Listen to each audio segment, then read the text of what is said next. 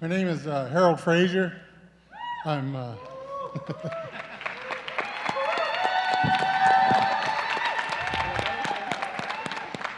and I am running for president.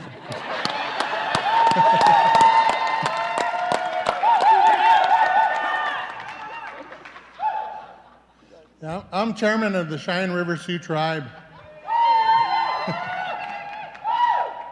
And in our tribe, there's 4 bands of the Teton Sioux. The Two Kettle, the Nobos, the Blackfoot, and the Minikoju. And when Wounded Knee happened, the massacre, most of the people come from the Minikoju, and some Hunkpapa from Sitting Bull's camp. And their chief was known as Bigfoot, but to us at home, his name was Spotted Elk. And it means a lot to our people back home, these revocation of these medals.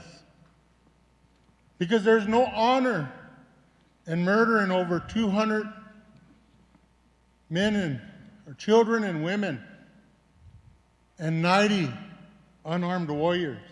There's no honor in that.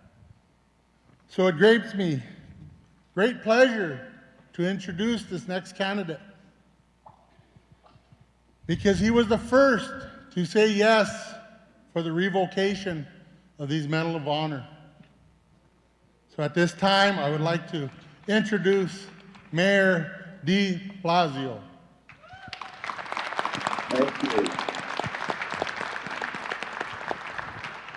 Chairman Frazier, thank you very, very much. And I want to start by echoing what you just said. To make change in this country, we have to come to grips with our history. A number of you may know that the reason I could not be with you today is that here in New York, we've been coming to grips with our own history in the last 24 hours. In the aftermath of the tragedy of Eric Garner's death. And yesterday, our police department, our police commissioner, making a decision that showed justice was served and ensuring there was accountability, and the officer involved was terminated. That is an example of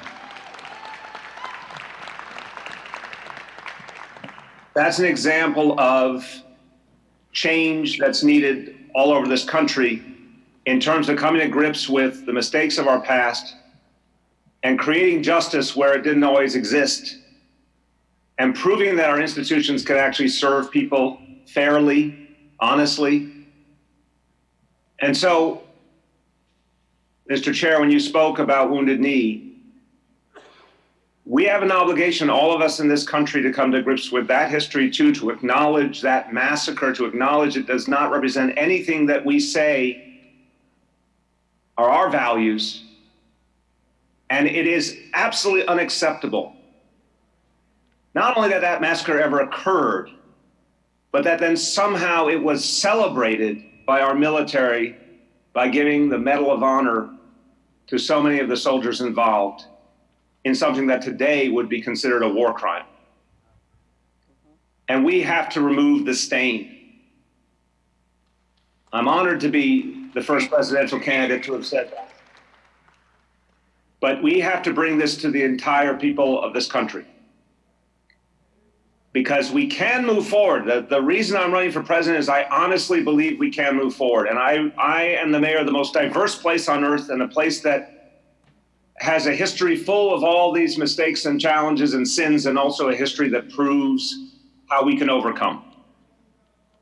So I'm going to do everything I can to achieve the Remove the Stain Act. And as your president, I would use all my power to get it passed and to take away those medals and finally make history move in the right direction.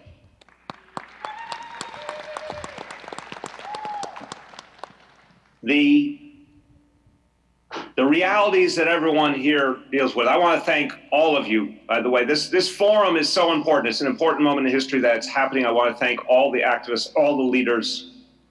I want to thank Four Directions. I want to thank everyone who's making it happen. I want to thank you also for fighting for justice all the time, for fighting for things that I believe in, like making sure people have the right to vote, which has not been honored in Indian country by too many state governments and our federal government. That has to end. The Native American vote has to be honored in this country. And when it is honored, this country will change. I pledge to work on that as your president. We have to end the disrespect for tribal sovereignty. And I say that as a mayor who understands that the government that's closest to the people serves the people best. Tribal governments have not been given the honor and the respect and the support they need. And therefore, a lot of people are suffering, because the governments that could help them so much are not empowered and not supported. I have to tell you, the things I believe in for this country, I think would have such an impact to help change the reality in tribal lands, change the reality in Indian country. And it starts with universal health care. I think there's no community in America that would benefit more from universal health care than the Native American community, which has been deprived of both physical and mental health care for so long. And we know the current federal efforts are just absolutely paltry compared to the need.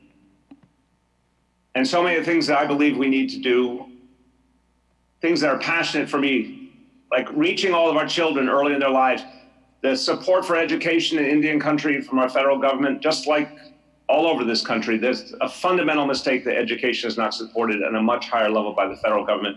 But in Indian country, again, I think it would be disproportionately positive if our federal government committed to the thing we've done here in New York City, early childhood education for every child for free, which is a huge difference maker, reaching our children young and helping them move forward.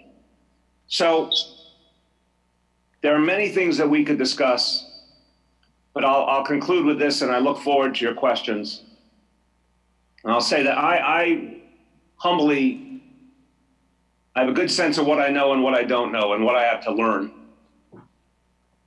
But one thing I learned early on, I was working for the first African-American mayor of New York City, David Dinkins. And I learned in that time that there was a community here in New York that many people didn't recognize, but it was tens of thousands of people, tens of thousands of Native Americans here in the nation's largest city. People from so many different backgrounds, from so many parts of the country, but with common cause. A lot of them gathered around the American Indian Community House, and almost 25 or 30 years ago, I was the liaison to the community from Mayor Dinkins City Hall, and I learned so much about the challenges all over this country, including in urban America, for so many Native people, and so many ways that we could do things differently. And I do believe change is possible. And I think it comes not only with forums like this and demands on all of us to step up and take the positions that would lead to change. It also comes with the political empowerment of Native American people on a scale we have never seen before. We know how many votes were suppressed. We know how much was done to undercut tribal governments, to undercut participation, to push away the voices of Native people in this country. It does not have to be that way. Imagine a country in which the Native American vote was supported, was energized. Imagine the Democratic Party doing all it should do to encourage and support and honor the Native American vote. When that day comes, we change this country. And I think it's our job to make sure that day comes for all of us in 2020. And I'm committed to it. Thank you. Thank you, Mayor. Our first question comes from an elder, Marcella LeBeau. Thank you. I'm from the Cheyenne River. I'm from the Cheyenne River Reservation. I belong to the Wahinupa band. In my opinion, we have pervasive sadness that exists on our reservation because of a wounded knee and unresolved grief. Our people still remember. They have horseback rides every winter, even during blizzards, from Standing Rock to Wounded Knee. And during the summer, we have motorcycle rides commemorating Wounded Knee. And also there are youth that walk back from Wounded Knee to Takini, where Bigfoot came. So I like to hear your words and your support. And my question is, will you support the removal of the STAIN Act? That is my question. Yes, yes, thank you. And what you said reminds us, it was not that long ago, in real terms, for us as humans. It was not that long ago. And that stain is felt deeply, as you just said, by people right now, and is holding us back. And it's a double standard we cannot allow. And I think there's so many people in this country, if they heard the history, if they saw what the military leaders even at the time said about what an atrocity this was, anyone who looks at that history knows it's impossible that anyone was given a Medal of Honor. There was no honor. There's nothing to do with what honor is supposed to be. And we owe it to all the innocent lives lost to make it right. So remove the STAIN Act is absolutely necessary. And not only will I fight for it in the Congress, we have to educate the people of this whole country about this history. Because when people start to understand it, I think other things start to change as well. And I believe the more and more people in this country hear why we need to remove the STAIN Act, I think the faster the day comes when it passes the Congress and we can move forward.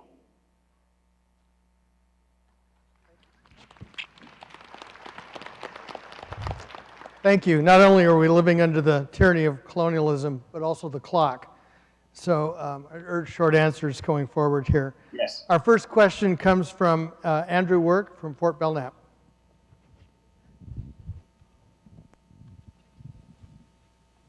Good afternoon.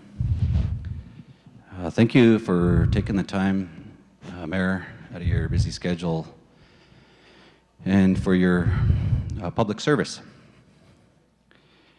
Like Mark said, I'm Andy Work Jr. I'm the president for the Fort Belknap Indian community for the Ani Nakota tribes in Fort Belknap, Montana.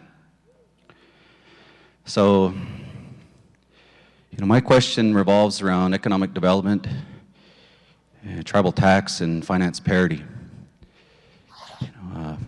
Especially where you're at out there in New York is the financial center of this country. And I just wanted to mention something before I get to my question here that, as you know already, based on our treaties, like you hear here, we've heard over the last few days, that we're unlike any other group in this country. We're not a racial group. We're a political group, and that's what we'll always be. So, tribal governments have all the same responsibilities as any government, roads, schools, jails, trash collection. However, we don't have a tax base. Land is in federal trust, which cannot be taxed. Income tax is impractical, and states litigate over our sales tax constantly. So our governments have to participate in the private marketplace to bring in governmental revenue.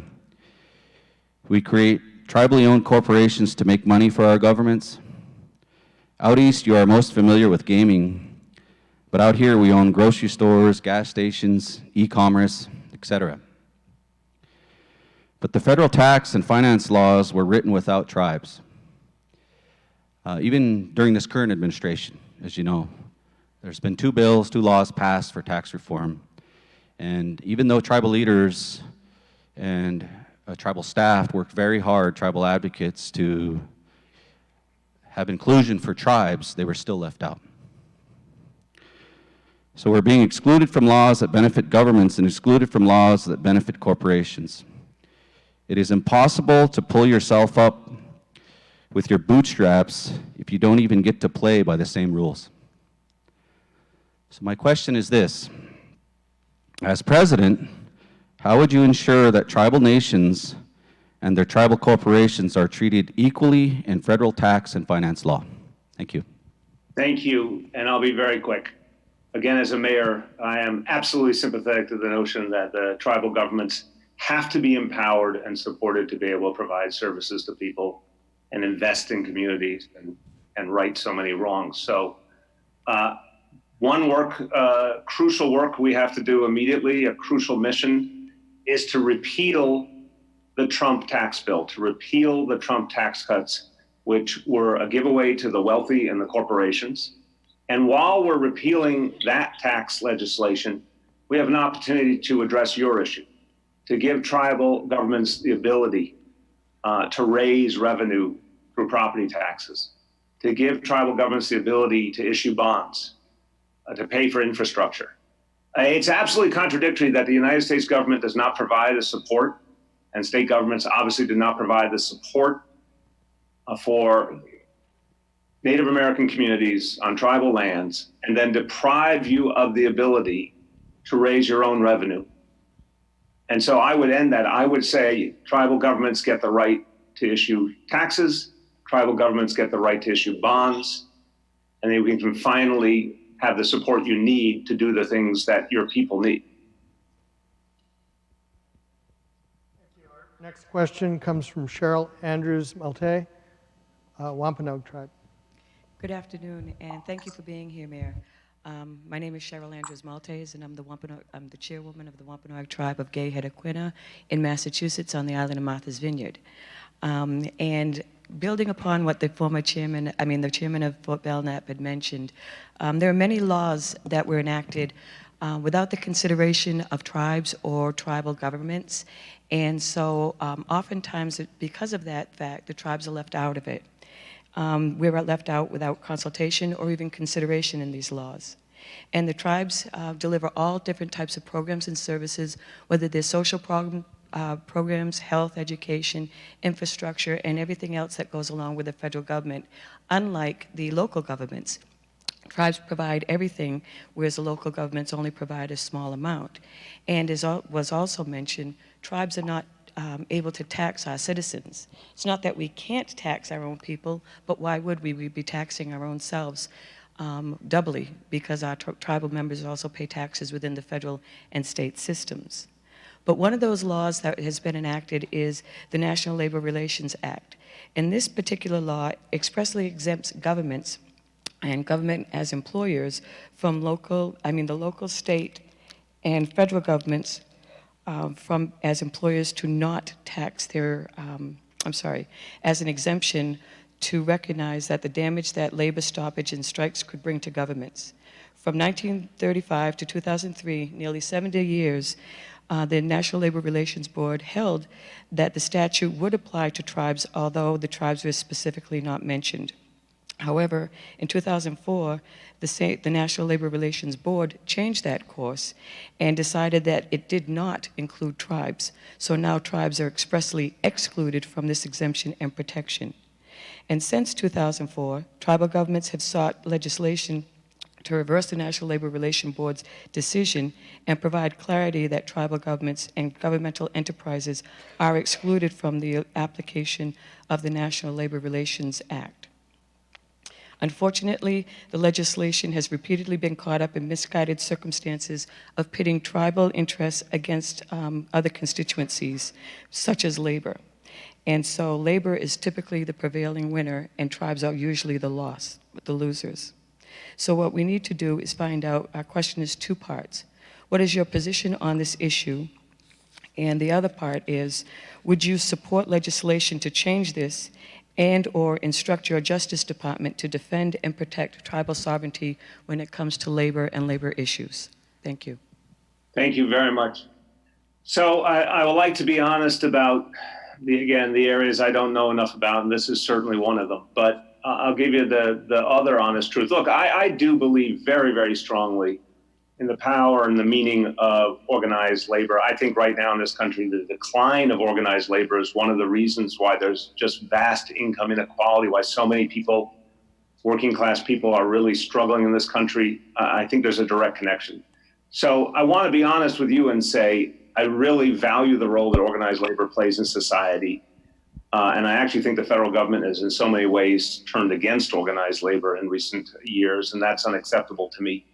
But I think the issue of tribal sovereignty is very real. And so I would need to spend time with all of you and learn how we can strike some balance there. We always have to respect and support working people, and yet tribal sovereignty is just a fundamental underlying idea that I believe in. So I can't give you, I wish I had a simple answer or a straightforward answer that I knew the facts well enough to give you, but I can only tell you that I'm ready to learn and ready to figure out how you strike that balance.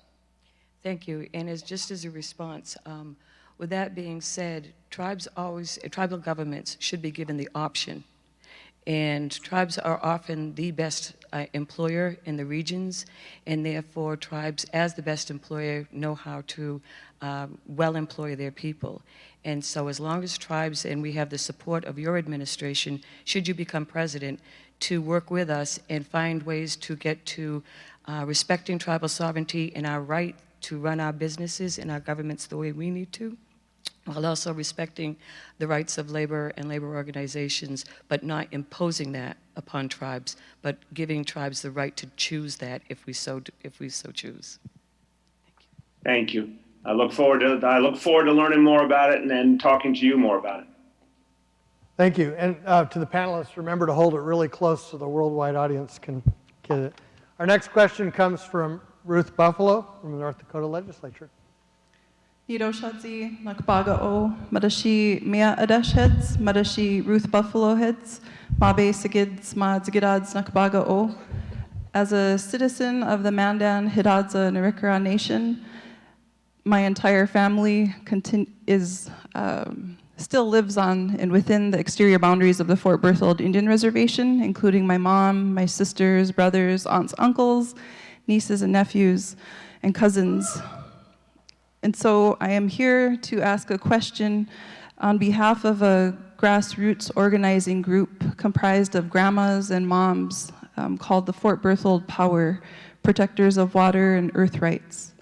They have been consistently asking the question of trust responsibility with the federal government. So the trust responsibility let me reword this. Fort Berthold Power has been consistently asking about the trust responsibility the federal government holds when it comes to tribes and energy development.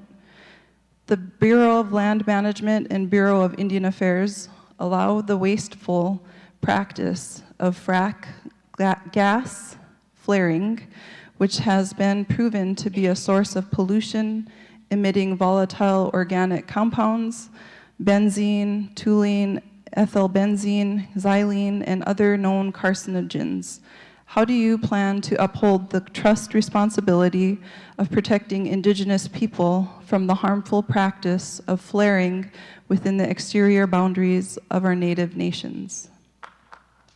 Thank you very much for the question. I think this gets to the heart of not only respecting sovereignty and trying to uplift Native American people, but also respecting our earth and recognizing the danger that fossil fuels pose to us all the time. I'm someone who believes that while we have to absolutely respect people who work in the fossil fuel sector and come up with a very coherent vision of getting people new employment in renewable fuels and other much healthier parts of our economy, the bottom line is we have to get away from fossil fuels.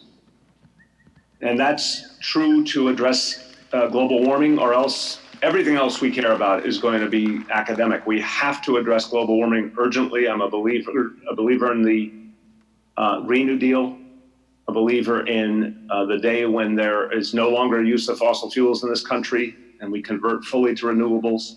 It will take time, it will take immense effort, but it can be done. Fracking is a tremendous danger to our water, to our environment in general. And it's also part of keeping a dependency on fossil fuels that's absolutely counterproductive. So I'm someone who has opposed fracking across the board. I would use my leadership to support efforts to end it and to respect tribal sovereignty at the same time. But I think it's really important to note that if we don't end it, if we continue to lean on fossil fuels, we're endangering our children and grandchildren. It's as simple as that. We have alternatives. We have to move to them now. Matsugadads. Thank you. Thank you. Our next question comes from Lester Thompson from Crow Creek. Good afternoon. Mayor, my question is actually going to coincide with a young lady who's spoken before me here. I did a little bit of bio on you. I looked at your campaign from your first term. You ran off of campaign of, and you based it off of a tale of two cities, the haves and the have-nots. We live in a world that is of have and have-nots. We have big industry and the rest of us. As in reflection to her question of fracking and such, over 13% of homes in Indian countries lack access to a basic necessity, that is clean drinking water. Clean water is a basic human right and a vital necessity. Yet our water is polluted and our sovereignty is undermined by corporate interest and extract industries. Point in case, Keystone Pipeline, DAPL. My question to you is, what is your plan to protect tribal water rights and tribal waterways and put an end to the clean water crisis in Indian country? But not only just Indian country, a point taken is Flint, Michigan. Well said.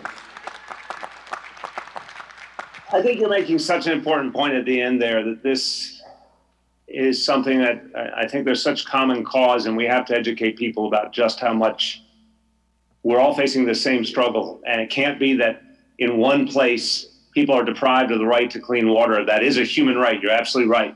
You can't have a deprivation of that right in one place and think that people someplace else are safe. That's not how it works. Everyone has to have that right, and the federal government has to step in aggressively to defend that right and ensure it. And that hasn't been the case. That wasn't the case in Flint, and that's not the case in Indian country. We have a federal government that once was the great environmental leader and now has walked away from that responsibility. I would reinvigorate all the tools we have to protect clean water. But with a particular focus on tribal sovereignty, I believe that when it comes to water on tribal lands, I have a great deal of faith that tribal governments would be good stewards, would protect the sanctity of that water, would protect that water as something everyone needs now and for the future in a way that corporate America never would. So, of course, I oppose fracking, I oppose the Keystone Pipeline, the Dakota Access Pipeline, all the things that would undermine and endanger clean water, endanger the aquifer, and are about corporate greed, not about some larger public purpose. Let's be clear about that. And these things are done so recklessly. I think we think about the fact that water is the beginning of everything. Then we build a vision that is about protecting water first. And we do that by empowering tribal governments to have the rights they've not had before. Because you understand the danger, and you understand why if we do things differently, we can actually protect our children and grandchildren. If we don't, we're in a very, very dangerous path.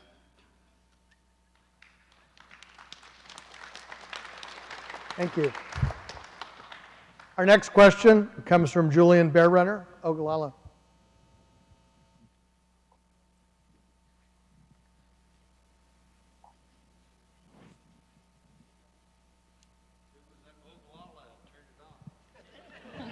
They did that on purpose.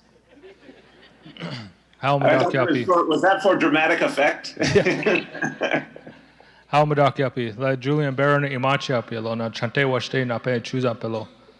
I want to, first of all, thank you, Mayor, for your time and attention into the issues in Indian country. But I also want to greet my elders that have sat here all day that have brought, their time and their energy and their support, and our young people that are sitting here, that are showing their interest in a better government and a better future, not just for, Indian country, but for mankind.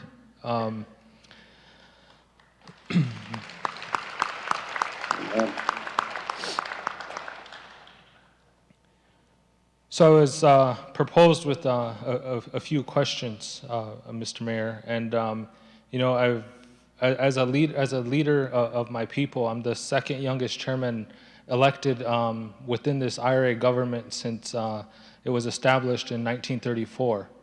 The last sitting chairman in the 1970s was Mr. Gerald Onefeather, who was a few years younger than I am. But as a young leader, I have so many issues in learning our history of our people, and doing cards and stuff like this didn't work well for me. And a spiritual leader from home has, always encouraged me to speak from my heart. And, and that has worked for me by following that advice, because I'm sitting here today, talking to you as an elected official of my people. So, today I'm going to do just that. And, these are important issues. One is the divestment in the fossil fuel industry. I went to jail in Standing Rock. We heard them talk about arresting our people and caging us like animals. And when that happened to me, I was a nobody. I was a regular person, just like everyone in this room. But today, as a tribal leader, I look back on we talk about the Remove the Stain Act, and I look back at the treatment of this government, and I try to find a solution for all of our problems, because I have so many pressing issues at home. I have the threat of clean drinking water. I have an oil pipeline that's running over one of our running under a primary drinking source for my people. Not only my people, but non-natives as well, that rely on that drinking source. So, that is one of the issues. And methamphetamine, is a huge crisis. Drugs, alcohol, all these. And I thought about it as a tribal leader. And the last time we had a perfect society, my people once lived in a perfect society, and it was before 1492. So trying to think of everything that took place from 1492 to today, has had a dramatic impact on my people. And, we talk about removing the Stain Act, and I sat here and I prayed and I thought about it, and I appreciate you for supporting, the revocation of those medals. But, today we're faced with another stain. It's a different form, for those soldiers to have come and annihilated our people for living a way of life which was such a perfect environment, trying to dictate, our way of life. And a big threat at home today is our Black Hills. The Black Hills are a spiritual center for my people. We rejected the money that was thrown at us, for the illegal taking of those hills. And, and so today as a tribal leader, what I want to know from you, because all these issues stem from what happened to us from 1492 to today. So what I'm going to ask is, what are you proposing to, return our lands to us and allow us to be, the true supreme law of our land? And let us dictate to us what is right for us. And let us, under your Constitution of the United States, Article 6 says that those treaties are the supreme law of the land. And if you would allow us to show and stand by and support us when needed, that we can prove to the world that it is possible to live in a perfect society. So I ask you, for your support and how you propose on, supporting our sovereignty and returning our Black Hills. But also, thinking and talking about me being arrested in Standing Rock, I have a member of my tribe that is still behind bars for something that he was framed on. Just like how I was in Standing Rock. charged with criminal trespass on my own land, engaging in a riot on my own lands when I was just praying. So understanding the negative impact that this government has had on us to make us look like the bad people just to get what they want.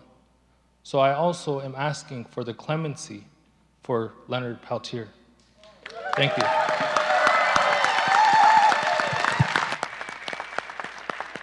I agree that that is a clemency that is long, long overdue. And there are some of these moments in our history that are particularly painful because there's not even a hint of justice. And the case of Leonard Peltier is one of them. And I will do anything I can to support you in seeking that clemency. It's time. In terms of how we make right the history, again, I always will tell you when I don't know the exact path, but that I think if we meet in mutual respect, the path often will become evident. The history referred to around the Black Hills must be answered. It can't be ignored. And I think the only way to do that is to have leaders of your community sit with leaders of the federal government to determine a path forward. I don't have an exact model, but I know in good faith there must be one, because I know difficult challenges have been faced before, and if people have the faith and have the belief in equality, there's a way to do it. So that's what I can say to you for sure. I know, and again, as someone who governs over the most diverse place literally on the planet, where there's been a lot of history that had to be addressed, I've found that people really can do it, can really figure it out together if there's a spirit of justice. And that's what I would try to bring to this discussion.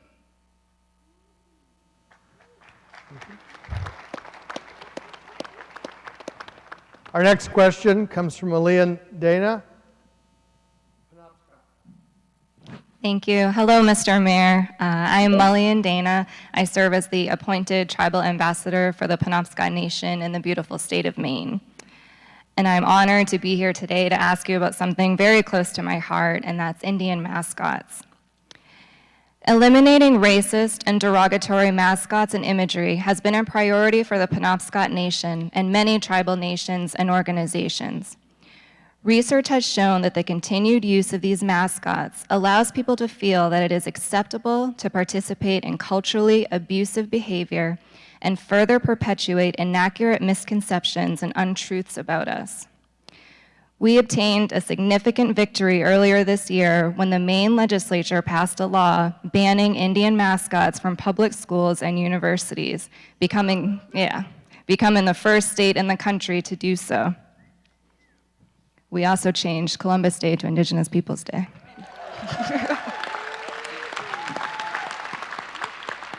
We were busy up in Maine, I guess. Offensive Indian mascots plague schools and sports teams across the country. Over 2,000 high schools have Indian mascots.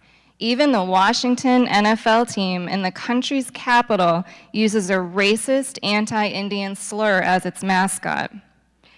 The outright racism of Indian mascots has consequences, including negative psychological impacts.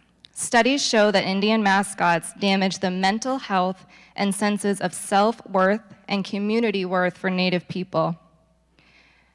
What is your stance on Indian mascots, and as president, will you institute a ban? Furthermore, what steps would you take to ensure that America's first people are no longer invisible within our own lands, to ensure that we are not marginalized, and to ensure that we receive the proper respect we rightfully deserve? Take your time. You have been busy in Maine. Congratulations on the action on these mascots. This is something that is it's morally wrong, it's divisive, it's racist, it's outmoded, and there's so many things you could say. I want to tell you, not only am I someone who believes in justice, but I'm a sports fan, and I have seen teams, and this is part of what puts the lie to some of the arguments you hear on the other side.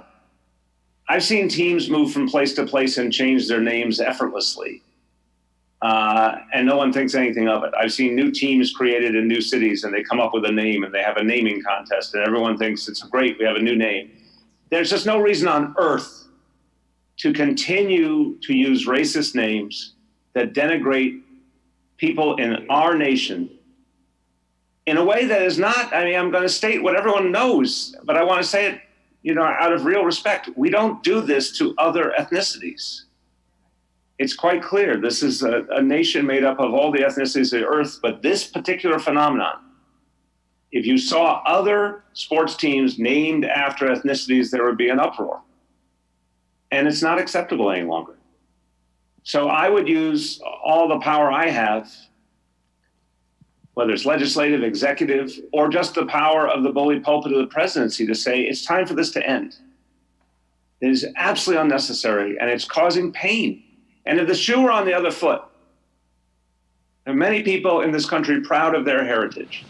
If their heritage was being minimized and mocked with a mascot name, they would demand justice. I just want people to feel if the shoe was on the other foot, they would understand.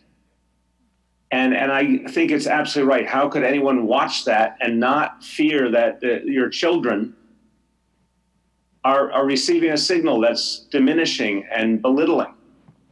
So it's time for this to end. We're at a point in our history where this should be obvious to everyone. And for those folks who love their teams, you will love your team just as much when it has a non-racist name.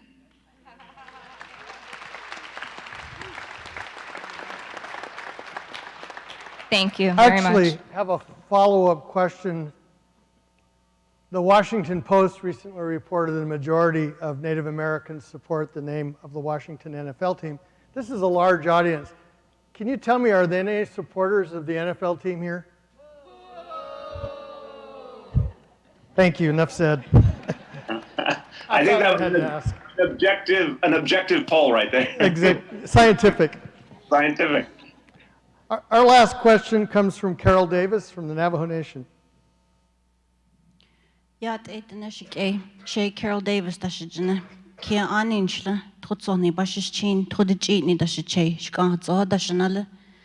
First, I'd like to thank you, Mayor, for allowing us this opportunity. And then I'd also like to thank the Native nations whose ancestral homelands that we're gathered here. Thank you. This is a question that